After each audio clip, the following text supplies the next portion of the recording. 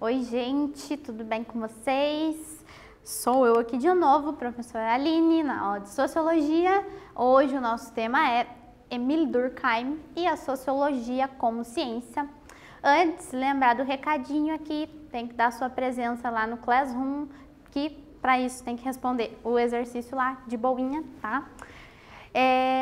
Vamos lá então, aproveitem essa aula porque é possivelmente a minha última aqui na turminha de vocês, tá? Por enquanto, mas vai dar tudo certo. Vamos lá então.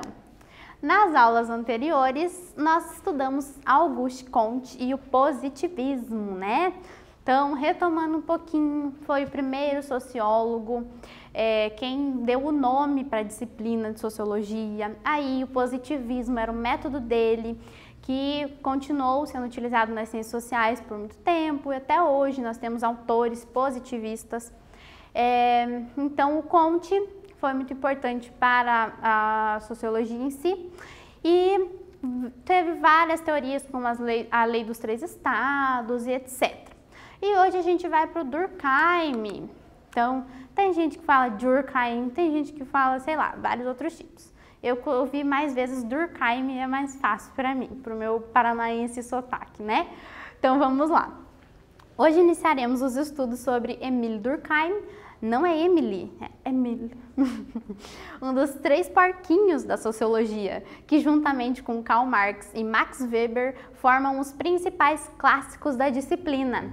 Então, a gente costuma fazer essa brincadeirinha nas sociais que nós temos os três porquinhos, que são os clássicos. Digamos que a partir desses três e dos métodos deles, toda a sociologia ao longo da história se baseou. Então, existem linhas de pensamentos na sociologia que são de acordo com Durkheim, outros que são de acordo com Marx e outros de acordo com Weber, tá? Então, o Durkheim foi esse precursor do positivismo que nós vamos falar hoje e em várias próximas aulas, porque é bem importante. Aqui nos três porquinhos, então o Durkheim é esse aqui, o Marx é esse e o Weber é esse. Vamos lá. Continuando o trabalho iniciado por Comte, o de fazer da sociologia uma ciência numa visão positiva, surge nessa história o sociólogo francês Émile Durkheim, que viveu de 1858 até 1917. Dar à sociologia uma reputação científica foi seu principal trabalho. Então, apesar do Comte ter sido o primeiro a nomear a disciplina e tal, foi o Durkheim que deu essa reputação de ciência. Vamos ver aos poucos aqui. É a partir desse pensador que a sociologia ganha um formato mais técnico, sabendo o que e como ela iria buscar na sociedade. Com métodos próprios, a sociologia deixou de ser apenas uma ideia e ganhou o status de ciência. Então, o que significa? Agora, apesar do Comte falar do positivismo, a gente tem que colocar a sociedade em ordem, analisar a história, o Durkheim veio e propôs um método mais delineado, ainda baseado nas ciências da natureza e tal. Ele vai explicar assim certinho como que a gente estuda um fenômeno social. Então, a gente pesquisa aqui, aplica ali, tá. Vamos ver. Então, o livro em que ele escreveu esse método se chama As Regras do Método Sociológico, de 1895. E fora essa, ele tem várias outras obras. Durkheim presenciou algumas das mais importantes criações da sociedade moderna, como a invenção da eletricidade, do cinema, dos carros de passeio, entre outros. No seu tempo, havia um certo otimismo causado por essas invenções, mas Durkheim também percebia entraves na sociedade moderna, eram os problemas de ordem social. Então, estava todo mundo na sociedade super felizão nessa época, porque a gente estava tendo muitas invenções e tal. E o Durkheim foi pensando, não, mas tem coisas erradas aí. Então, ele foi analisando os problemas sociais dessa nova sociedade, né? Porque ele também estava vivendo nesse período de uma grande transformação. E uma das primeiras coisas que ele fez foi propor regras de observação e de procedimentos de investigação que fizessem com que a sociologia fosse capaz de estudar os acontecimentos sociais de maneira semelhante ao que faz a biologia quando olha para uma célula, por exemplo. Então, ainda lá naqueles pensamentos positivistas, né? Como era uma disciplina surgindo agora, a gente tem que se basear em uma outra ciência. Então ele pensava isso, se a gente pode olhar para um fenômeno social igual um cientista, um biólogo vai olhar para uma célula para descrever como ela funciona, né? Já continuamos, mas hoje eu já trouxe uma atividade aqui para vocês, para mudar um pouquinho, vocês vão escrever aí, ao invés de ser a questão de alternativa. Eu quero que vocês relacionem, então, escreva sobre o que você percebe em comum até então entre Durkheim e Comte, tá? Vocês vão ter um tempinho aí.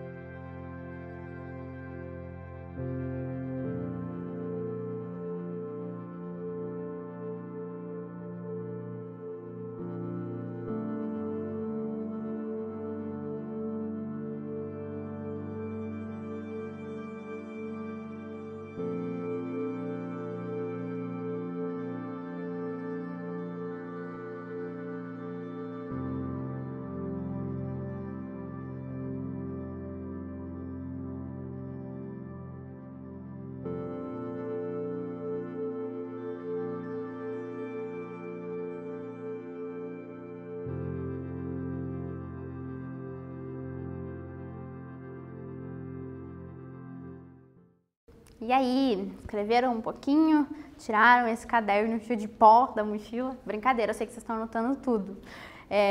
Então, espero que vocês tenham escrevido aí coisas que relacionem principalmente a referência à ciência da natureza, né? O quanto o método das ciências sociais se basearam nas naturais e outras coisas que comentamos, né? Vou passar já para a gente não perder tempo. E vamos de quiz agora também sobre o que falamos até então. Com Durkheim, a sociologia ganha o status de ciência. O que favoreceu esse acontecimento? Letra A, o emprego das ideias metafísicas do positivismo, ou letra B, o estabelecimento de uma técnica metodológica.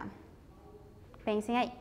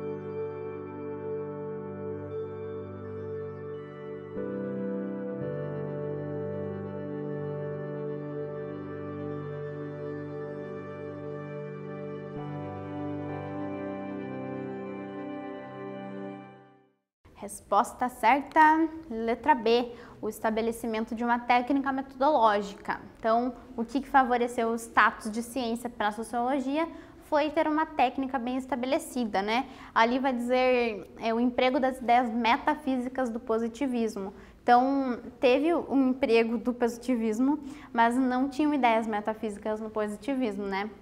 Então, vamos lá. Retomando, falando em biologia, nota-se que o seu objeto de estudo é a vida em toda a sua diversidade de manifestações. As pesquisas dos fenômenos da natureza feitas pela biologia são resultantes de várias observações e experimentações manipuláveis ou não.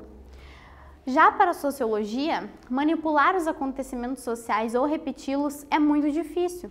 Por exemplo, como poderíamos reproduzir uma festa ou um movimento de greve em laboratório e sempre de igual modo? Seria impossível. Então aqui já aparecem os obstáculos, né, de como fazer da sociologia como uma ciência da natureza. Porque não é como você investigar uma célula, né? Porque lá nas ciências da natureza a gente pode manipular, fazer aquilo se repetir, aquele acontecimento, o que no social não tem como, né? Esse exemplo é muito bom. Então a sociologia está analisando diversos fenômenos sociais. Aqui tem o exemplo do movimento de greve ou de festas, né? Então não tem como a gente repetir um movimento de greve para estudar ele, né? Então precisa de uma outra forma. Mas Durkheim acreditava que os acontecimentos sociais, como os crimes, os suicídios, a família, a escola, as leis, poderiam ser observados como coisas, objetos, pois seria assim mais fácil de estudá-los. Então, é exatamente esse termo que ele usa, coisa. a gente vai ver a vida social como uma coisa, cada fenômeno, né? Então, o casamento é uma coisa, o crime é outra coisa, e tendo como coisa, a gente tem um objeto de estudo, mais fácil de ser estudado, né? Então, o que ele fez? Propôs algumas das regras que identificam que tipo de fenômeno poderia ser estudado pela sociologia. A esses fenômenos que poderiam ser estudados por uma ciência da sociedade, ele denominou de fatos sociais. Então, isso vai ser abordado nas aulas posteriores. Mas esse é um termo muito importante na teoria do Durkheim, né? Os fatos sociais. Então, tudo que a gente estuda na sociologia, para ele, são os fatos sociais, né? Não é tão difícil de entender assim, né? Então, ele pegou um objeto, que é uma coisa, e transformou em um fato social, para daí a gente estudar a partir do método que a gente já vai ver. Durkheim entende a sociedade com suas partes em operação e cumprindo suas funções. E caso a família, a igreja, o Estado, a escola, o trabalho, os partidos políticos e etc., que são elementos da sociedade com funções específicas, venham a falhar no cumprimento delas, surge no corpo da sociedade aquilo que Durkheim chamou de anomia, ou seja, uma patologia. Isso também vocês vão ver com calma, mas como a gente está introduzindo Durkheim aqui, eu trouxe alguns dos conceitos importantes dele para a gente entender. Então, aqui tem os exemplos dos fatos sociais, né? Várias coisas que ele citou, a família, a igreja, o Estado. Eu lembrei que vocês já viram um pouquinho de Durkheim lá nas instituições sociais, né? No comecinho do primeiro trimestre ainda, né? Então, vocês já viram um pouquinho do que são esses fatos como instituições, né? Mas retomando, então, ele fala que quando falha algum desses fatos na sociedade, vai acontecer uma patologia, que ele chama de anomia. É como se fosse uma doença, então. Tem doença na sociedade. Essas coisas tinham que andar todas certinhas, né? Igual a ordem e progresso lá ainda. Então, elas tinham que andar todas certinhas. E alguma coisa falhou, aconteceu uma anomia social. Utilizando uma metáfora com o corpo humano, se algo não funcionar bem, em ordem, significa que está doente. Um dos exemplos dessa anomia são os suicídios, tema estudado pelo autor. Nessa comparação, o autor precisa de diagnóstico e remédio. O autor não. O corpo precisa de diagnóstico e remédio. Segundo ele, a sociologia teria esse papel de encontrar as partes da sociedade que estão produzindo fatos sociais patológicos e apontar para a solução do problema. Então, um problema social que ele estudou foram os suicídios, né? Ele analisava o suicídio por uma perspectiva social, diferente da psicologia. Então, ele ia querer entender, vocês vão ver com calma, tá? Mas só para entenderem agora, assim. Então, ele queria entender como os fatos sociais, as coisas da vida social da pessoa, levava ela a se suicidar. E ele vai citar vários tipos de suicídio e tudo mais. Então, aqui ele está dizendo que esse é um exemplo, dentre vários outros, da patologia na sociedade, né? Então, aqui a gente precisa de um remédio, a gente precisa diagnosticar e de um remédio para esse problema social deixar de acontecer. E ele achava que a sociologia teria esse papel de resolver a anomia. Vamos de atividade, então. Atividade 2. O que vem a ser uma coisa... Tá, calma lá, esse é um trecho da obra do Durkheim, então vamos ser bem atentos com as palavras dele, mais ou menos, né, porque ele foi traduzido. Vamos lá. A coisa se opõe à ideia, assim como o que se conhece a partir de fora se opõe ao que se conhece a partir de dentro. Então, a coisa se opõe à ideia, assim como o que se conhece a partir de fora se opõe ao que se conhece a partir de dentro. Ai, meu Deus, tá difícil, né? Então, ele diz que a coisa é diferente de ideia, assim como observar uma coisa de dentro é diferente de observar de fora. Então, observar uma coisa dentro da escola é diferente de observar fora da escola, digamos. É coisa... Tudo aquilo de que não podemos fazer uma noção adequada por um simples procedimento de análise mental. tudo o que o espírito não pode chegar a compreender, a menos que saia de si mesmo por meio de observações e experimentações, passando progressivamente dos caracteres mais exteriores e mais imediatamente acessíveis ao menos visíveis e aos mais profundos. Tá? Então, o que ele está dizendo com tudo isso? Que para a gente analisar a coisa, o fato social, a análise da realidade social tem que ser feita de fora, tá? A gente tem que estar exterior ao acontecimento ali para poder investigar, observar e experimentar, tá? Mas não vai ser tão difícil a questão, só queria trazer assim um pedacinho da obra deles para vocês ficarem encacucados. O sociólogo francês Émile Durkheim vale-se dessa caracterização para fundamentar um tratamento científico dos fenômenos sociais cujo conceito angular é o de. Então, tudo isso que a gente falou naquele trechinho estava relacionado a um dos seus conceitos. Vocês vão responder qual é.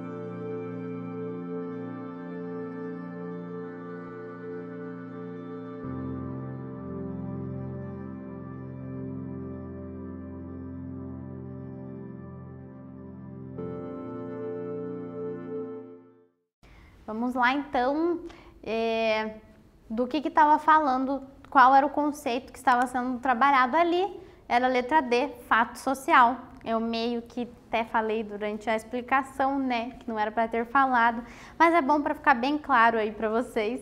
E então é importante porque a anomia também a gente falou, né, do conceito dele, e esses outros dois conceitos, solidariedade mecânica e solidariedade orgânica, vai ser bem estudadinho aí, porque é muito importante na teoria do Durkheim. E entropia nada a ver, tá? Mas eu fiquei pensando que talvez vocês se confundissem ali entre o fato e a anomia, né? Mas continuando então, Durkheim, enquanto um dos pais fundadores da sociologia, foi influenciado pela psicologia, filosofia e antropologia que surgia também. Ele foi quem criou a primeira cadeira de sociologia no ensino superior. Então, o Durkheim teve esse mérito foi quem colocou a sociologia como disciplina no ensino superior mesmo, né? Então, e além disso, dos três autores, o Durkheim ali se inspirava um pouco na antropologia que estava surgindo naquele momento, e depois ele é tio de um antropólogo muito importante que é o Marcel Mauss, e a antropologia se baseia muito nas teorias do Durkheim também. Vamos lá então. Outros aspectos importantes a se destacar nesta aula introdutória sobre Durkheim são o conceito de consciência coletiva. Embora as pessoas possuam suas consciências individuais, pode-se notar formas de conduta e pensamento. Para ele, a realidade social antecede o indivíduo. Tá, então o Durkheim utilizava esse conceito também de consciência coletiva, o que significa que para o Durkheim, o indivíduo em si importa menos do que o coletivo, tá? Vai dizer ali, ó, a realidade social antecede o indivíduo. As nossas decisões não são 100% individuais. Tudo o que nós fazemos é de acordo à consciência coletiva. A gente segue regras coletivas. A gente faz coisas porque já estão na nossa tradição, na nossa sociedade. Era mais ou menos isso que ele queria dizer. E outro conceito importante, outros conceitos são de morfologia social e divisão social do trabalho, que explicam as transformações e diferenças entre as sociedades capitalistas e pré-capitalistas. E isso tem a ver com as solidariedades mecânica e orgânica. Então, aqui nesses conceitos, ele vai falar principalmente sobre como eram as sociedades antes do capitalismo e depois, que antes a consciência coletiva era ainda mais forte do que agora, que a divisão do trabalho era feita de uma forma e agora é feita de outra. Antes não existia cada pessoa com uma função no trabalho, por exemplo. Mas vocês vão ter tempo para aprender tudo isso. Quanto ao método, buscando distinguir essa nova ciência de outras disciplinas como a psicologia e a biologia, o método desenvolvido foi o funcionalismo ou método comparativo, como uma adaptação do método experimental das ciências naturais, a análise da realidade social. Então, lembram lá que a gente falou do funcionalismo lá na paródia da aula passada, né? Que o positivismo veio antes do funcionalismo. E aí, assim, é chamado ou de funcionalismo ou de método comparativo. Então, foi também baseado das ciências naturais, uma adaptação para a gente conseguir analisar as realidades sociais. Vamos com calma lá.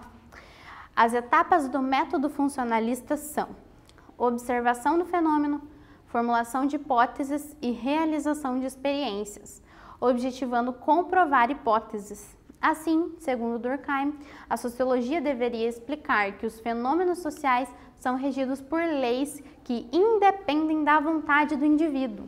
Foi mais ou menos o que eu falei antes para vocês, né? Então, os fenômenos sociais são regidos mais por leis sociais do que por vontades individuais, né? E aí temos aqui as etapas desse método. Então, a gente precisa observar o fenômeno, depois formular hipóteses sobre ele e realizar experiências objetivando comprovar hipóteses, tá? Então, é meio parecido com das ciências da natureza, com exceção de que a gente não pode manipular, né, esses fatos e adaptá-lo, né, para essa realidade social. Vamos de atividade, então. A sociologia para Durkheim deveria ocupar-se do estudo das sociedades no intuito de. Então, analisem aí as alternativas.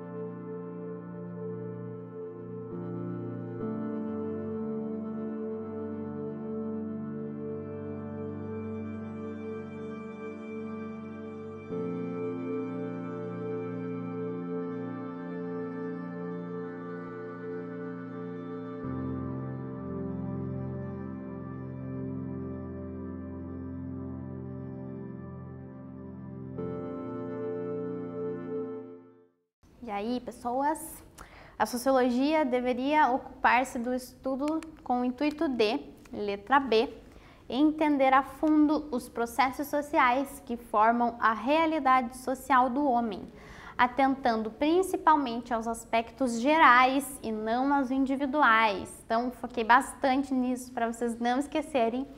E é isso, os processos sociais formam a realidade do homem, ser humano.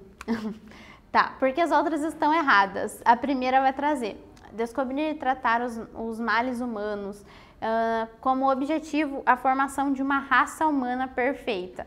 Não tinha nada a ver com isso, né? Depois, conhecer o ser humano, diversidade de facetas perante a sua interação com o outro, priorizando sua individualidade. Então, isso não, né? A gente falou bastante que o geral é mais importante do que o individual. E a letra D vai trazer a criação de uma seita científica, nada a ver também. E perfeição humana, não é assim, a sociologia também não viaja tanto, né? Vamos lá de um último quiz. Quanto ao método funcionalista, é incorreto afirmar, letra A, os indivíduos devem ser investigados de acordo com as ciências da natureza. Ou letra B, que agora eu vi que tá letra A aqui, mas é a letra B, a segunda opção. Tudo na sociedade tem uma função e há interdependência entre todos os elementos de um sistema social. Qual que é a resposta certa, então?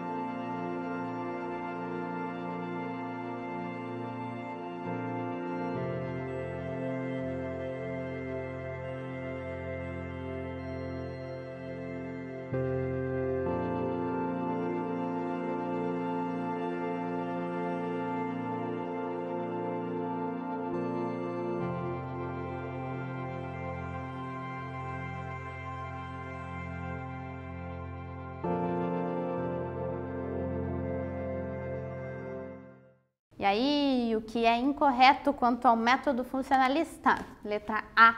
Os indivíduos devem ser investigados de acordo com as ciências da natureza. Então, era tão errada que a letra A estava lá no comecinho 2 vezes. E a letra B tá tudo certinho, né? Tudo na sociedade tem uma função e a interdependência entre todos os elementos de um sistema social.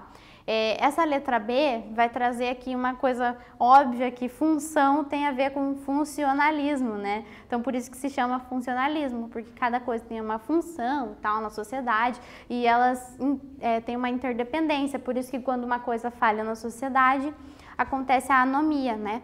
E a letra A ali, que estava a errada, né? A gente não está falando sobre indivíduos serem investigados aqui no funcionalismo, mas é um sistema social, né? E também não é de acordo com as ciências da natureza, é só um método que foi adaptado. É isso então. E aí, turma, o que acharam desse clássico da sociologia? Sabiam que dessas teorias surgiram longas correntes sociológicas de estudo até hoje? O que faz algo se tornar clássico é justamente a capacidade de continuar fazendo sentido ao longo do tempo. Nas próximas aulas, vocês aprenderão de modo aprofundado os conceitos de Durkheim. Então, Durkheim é um clássico, assim como os outros, porque a teoria que ele fez lá em 1800 e bolinha serve para explicar fenômenos sociais até hoje, né? Então, vocês vão estudar com calma aí cada conceito dele. E eu adorei conhecê-los e poder dividir com vocês um pouco dessa matéria incrível que é a sociologia. Me encontrem aí nas redes sociais, quem ainda não me achou. E é isso, beijos, fiquem bem, continuem amando sociologia.